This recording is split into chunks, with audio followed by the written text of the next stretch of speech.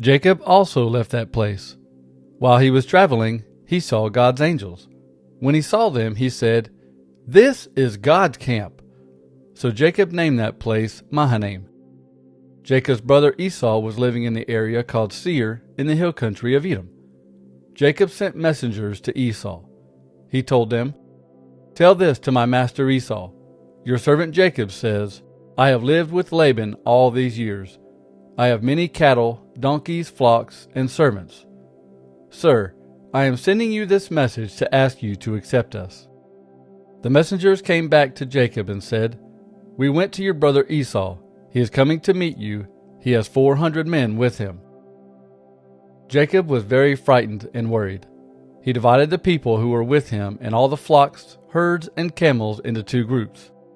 Jacob thought, if Esau comes and destroys one group, the other group can run away and be saved. Then Jacob said, "God of my father Abraham, God of my father Isaac, Lord, you told me to come back to my country and to my family. You said that you would do good to me. You have been very kind to me. You did many good things for me. The first time I traveled across the Jordan River, I owned nothing, only my walking stick. But now I own enough things to have two full groups. I ask you to please save me from my brother Esau. I am afraid that he will come and kill us all, even the mothers with the children. Lord, you said to me, I will be good to you. I will increase your family and make your children as many as the sands of the sea. There will be too many to count." Jacob stayed in that place for the night. He prepared some things to give to Esau as a gift. He took 200 female goats and 20 male goats, 200 female sheep and 20 male sheep. He took 30 camels and their colts, 40 cows and 10 bulls, 20 female donkeys and 10 male donkeys. He gave each flock of animals to his servants. Then he said to them, "Separate each group of animals. Go ahead of me and keep some space between each herd." Jacob gave them their orders. To the servant with the first group of animals he said, "When Esau my brother comes to you and asks you, 'Whose animals are these? Where are you going? Whose servant are you?' Then you should answer, 'These animals belong to your servant Jacob. He sent them as a gift to you, my master Esau, and he also is coming behind us.'" Jacob also ordered the second servant, the third servant, and all the other servants to do the same thing. He said, "You will say the same thing to Esau when you meet him. You will say, 'This is a gift to you, and your servant Jacob is behind us.'" Jacob thought, if I send these men ahead with gifts, maybe Esau will forgive me and accept me. So Jacob sent the gifts to Esau, but he stayed that night in the camp. During the night, Jacob got up and began moving his 2 wives, his 2 maids, and his 11 sons across the Jabbok River at the crossing. After he sent his family across the river, he sent across everything he had. Jacob was left alone, and a man came and wrestled with him. The man fought with him until the sun came up. When the man saw that he could not defeat Jacob, he touched Jacob's leg and put it out of joint. Then the man said to Jacob, "Let me go. The sun is coming up." But Jacob said, "I will not let you go. You must bless me." And the man said to him, "What is your name?" And Jacob said, "My name is Jacob." Then the man said, "Your name will not be Jacob. Your name will now be Israel. I give you this name because you have fought with God and with men, and you have won." Then Jacob asked him, "Please tell me your name." But the man said, "Why do you ask my name?" Then the man blessed Jacob at that place. So Jacob named that place Peniel. He said, "At this place I saw God face to face, but my life was spared." Then the sun came up as Jacob left Peniel. He was limping because of his leg. So even today, the people of Israel don't eat the muscle that is on the hip joint because this is the muscle where Jacob was hurt. Jacob looked and saw Esau coming with 400 men. Jacob divided his family into 4 groups. Leah and her children were in one group. Rachel and Joseph were in one group. And the 2 maids and their children were in 2 groups. Jacob put the maids with their children first. Then he put Leah and her children behind them. And he put Rachel and Joseph in the last place. Jacob himself went out before them. While he was walking toward his brother Esau, he bowed down to the ground 7 times. When Esau saw Jacob, he ran to meet him. He put his arms around Jacob, hugged his neck, and kissed him. Then they both cried. Esau looked up and saw the women and children. He said, "Who are all these people with you?" Jacob answered, "These are the children that God gave me. God has been good to me." Then the 2 maids and the children with them went to Esau. They bowed down before him. Then Leah and the children with her went to Esau and bowed down. And then Rachel and Joseph went to him and bowed down. Esau said, "Who were all those people I saw while I was coming here? And what were all those animals for?" Jacob answered, "These are my gifts to you so that you might accept me." But Esau said, "You don't have to give me gifts, brother. I have enough for myself." Jacob said, "No, I beg you. If you really accept me, please accept the gifts I give you. I am very happy to see your face again. It is like seeing the face of God. I am very happy to see that you accept me. So I beg you to also accept the gifts I give you. God has been very good to me. I have more than I need." Because Jacob begged Esau to take the gifts, he accepted them. Then Esau said, "Now you can continue your journey. I will go with you." But Jacob said to him, "You know that my children are weak, and I must be careful with my flocks and their young animals. If I force them to walk too far in one day, all the animals will die. So you go on ahead. I will follow you slowly. I will go slowly enough for the cattle and other animals to be safe, and so that my children will not get too tired. I will meet you in Seir." So Esau said, "Then I will leave some of my men to help you." But Jacob said, "That is very kind of you, but there is no need to do that." So that day Esau started on his trip back to Seir, but Jacob went to Succoth. There he built a house for himself and small barns for his cattle. That is why the place was named Succoth. Jacob safely ended his trip from Paddan Aram when he came to the town of Shechem in Canaan. He made his camp in a field near the city. He bought the field where he camped from the family of Hamor, father of Shechem. He paid 100 pieces of silver for it.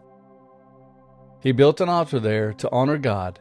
He named the place El, the God of Israel. One day, Dinah, the daughter of Leah and Jacob, went out to see the women of that place. She was seen by Shechem, the son of Hamor the Hivite, who ruled that area. Shechem took Dinah and raped her, but he was so attracted to her that he fell in love and began expressing his feelings to her. He told his father, "Please get this girl for me so that I can marry her." Jacob learned that Shechem had done this very bad thing to his daughter. But all his sons were out in the fields with the cattle, so he did nothing until they came home. Then Shechem's father, Hamor, came out to talk with Jacob. In the fields, Jacob's sons heard the news about what had happened. They were very angry because Shechem had brought shame to Israel by raping Jacob's daughter.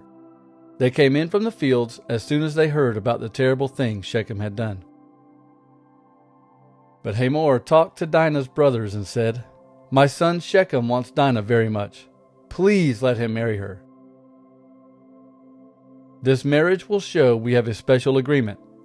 Then our men can marry your women, and your men can marry our women. You can live in the same land with us. You will be free to own the land and to trade here." Shechem also talked to Jacob and to Dinah's brothers and said, "Please accept me. I will do anything you ask me to do. I will give you any gift you want if you will only allow me to marry Dinah. I will give you anything you ask, but let me marry her." Jacob's sons decided to lie to Shechem and his father because Shechem had done such a bad thing to their sister Dinah. The brothers said to them, "We cannot allow our sister to marry you because you are not yet circumcised. That would bring us shame. But we will allow you to marry her if you do this one thing. Every man in your town must be circumcised like us. Then your men can marry our women, and our men can marry your women. Then we will become one people. If you refuse to be circumcised, we will take Dinah away." This agreement made Hamor and Shechem very happy. Shechem was very happy to do what Dinah's brothers asked. Shechem was the most honored man in his family. Hamor and Shechem went to the meeting place of their city. They spoke to the men of the city and said, "These people want to be friends with us. We want to let them live in our land and be at peace with us. We have enough land for all of us. We are free to marry their women, and we are happy to give them our women to marry. But there is one thing that all our men must agree to do. They must agree to be circumcised as they are. If we do this, we will become rich from all their cattle and other animals. We should make this agreement with them so that they will stay here with us." All the men who heard this in the meeting place agreed with Hamor and Shechem, and every man was circumcised at that time. 3 days later, the men who were circumcised were still sore. 2 of Jacob's sons, Simeon and Levi, knew that the men would be weak at this time. So they went to the city and killed all the men there. Dinah's brothers, Simeon and Levi, killed Hamor and his son Shechem. Then they took Dinah out of Shechem's house and left. Jacob's sons went to the city and stole everything that was there because of what Shechem had done to their sister. So the brothers took all their animals, all their donkeys, and everything else in the city and in the fields. The brothers took everything those people owned. They even took their wives and children. But Jacob said to Simeon and Levi, "You have caused me a lot of trouble. All the people in this place will hate me. All the Canaanites and the Perizzites will turn against me. There are only a few of us. If the people in this place gather together to fight against us, I will be destroyed, and all our people will be destroyed with me." But the brothers said, "Should we let these people treat our sister like a prostitute? They were wrong to do that to our sister." God said to Jacob, "Go to the town of Bethel. That is where I appeared to you when you were running away from your brother Esau. Live there and make an altar to honor me as El, the God who appeared to you."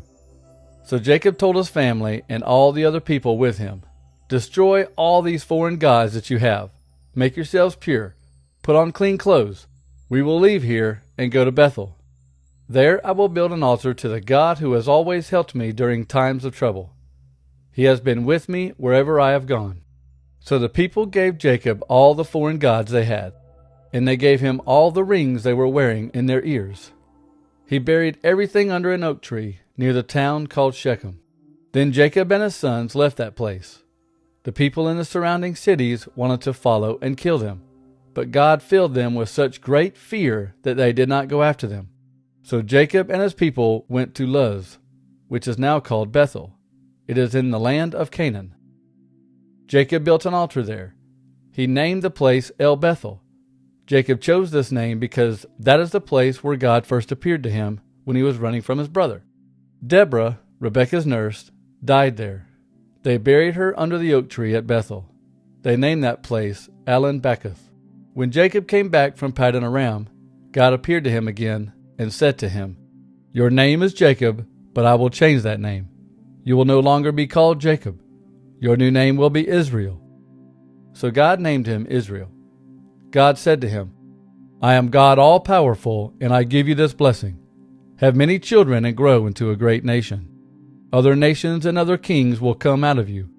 I gave Abraham and Isaac some special land. Now I give the land to you and to all your people who will live after you." Then God left that place. Jacob set up a memorial stone there. He made the rock holy by pouring wine and oil on it. This was a special place because God spoke to Jacob there, and Jacob named the place Bethel.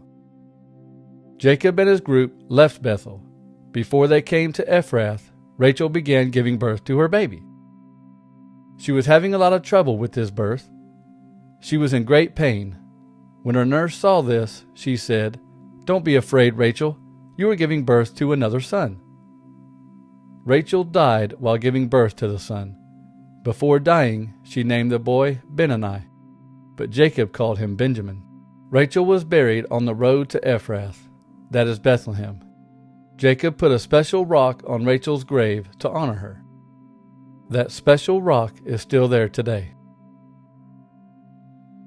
Then Israel continued his journey. He camped just south of Eder Tower. Israel stayed there for a short time.